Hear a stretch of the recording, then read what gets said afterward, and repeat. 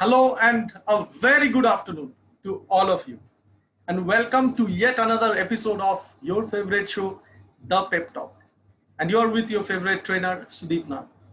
Today, I'm going to present to you one of the most important topic that currently you are looking for, because this is the point which you will be using every single day, especially for the next few months or maybe an year. So what is that topic? Well, I will not keep suspense for too long. Yes, the topic is online public speaking. And where will you find the use of this particular topic? Well, if you are in a webinar, you are conducting a session using Zoom, or for that matter, you are a presenter and making videos online.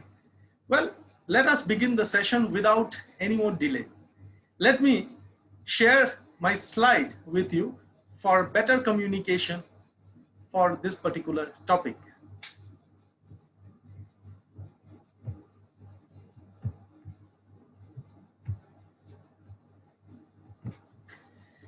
Shortly, you will see the slide, and if I increase the size to full size, you will see this beautiful slide that I've presented for you today.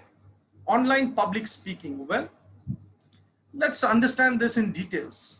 I'm going to, in a nutshell, present to you this topic because we don't have the leverage of the entire day or maybe an hour or so of training because of certain reasons that I need to post this for your viewing. Well, without going any further off the track, let me start by saying that first thing I would say, which I do in my videos, is try to grab attention. Well, you can grab attention by the way you open up the video or the conference or your speech, and also for that matter the way you are postured, dress, and the way you look at the camera. All these things will help to grab the attention.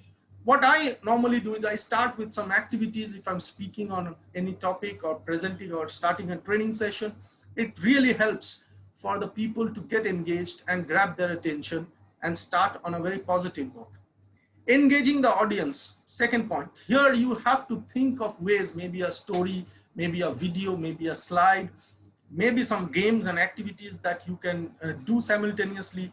All I'm saying is, because this is online, there is a distance, you cannot feel the audience's pulse, as well as there would be multiple audience on multiple screens, especially in a Zoom conference, that you have to think of engaging them with certain activities, stories, or video, something that they will feel very interested upfront watching.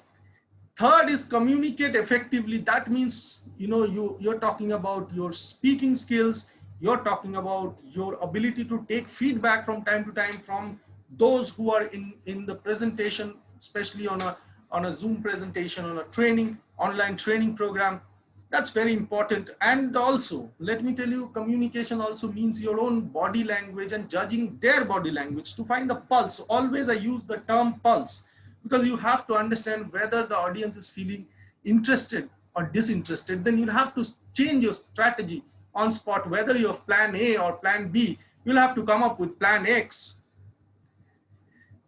Then I'll talk how to then engage, a few tips on that. Making good online content. It may be a presentation, it may be video, it may be just a story, or maybe the games I'm talking about. It has to be good. It has to be, engaging, and something that will interest that, particular set of audience. And it will change from audience to audience. So it cannot be a very high level presentation for people who would not be really able to catch, because here you don't have really time to set in, so quickly you'll have to find that right, touch where you will connect with them. Having activities, I already told you, it's of immense importance. Experiential learning, nothing can be better. Even online, we can do this experiential learning. And then third is closed-ended question. Are you able to understand? Can you raise your hand if you have understood? Okay, can you unmute and answer if you feel, or can you write something on chat? So you have to take that feedback by asking closed-ended questions. Background, like the place you are seated, the background has to be really good. I'm not talking about very hi-fi, but really good, and the lighting has to be sufficient, and the background and your dress has to be in contrast. And as I said, sufficient light, preferably sunlight or any other artificial light that can make you really, have that posture and the positioning where you will be very, very interesting to your audience and catch their imagination. Next slide, we talk about your visual or your virtual personality. Or always start with a smile and try to have smile on your face, and try to put up pictures also on your slides which are positive outcomes. Good and confident posture and body, very important. When you speak, you have to be confident. So you might as well practice, rehearse, or get comfortable with the camera and the audience, and especially being on video. It's of great importance because that's what you will be doing for the next few months. Hand gestures, movement of the hands. If I'm saying, it's a big house, so I need to show that it's a small story. I go left and I go right, I go east and I go west, at the back and in the front. I have the confidence. Don't tell me what to do, no. So what I'm trying to show you is coordination with your speech. If you can have those hand gestures, that would really be of great importance. Next, we have being tech savvy, very important. Having a headphone or some kind of aid where you will be speaking. You can have a rover which will connect with the Bluetooth.